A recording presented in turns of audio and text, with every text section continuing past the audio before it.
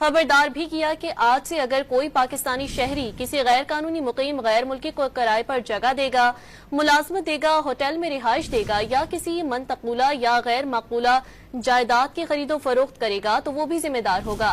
तलाल चौधरी ने करार दिया कि BBC की अफगानिस्तान में 10 लाख अमरीकी हथियारों में से आधे दहशत गर्दों के हाथ लगने की खबर पाकिस्तानी मौक़िफ़ की तायद करती है।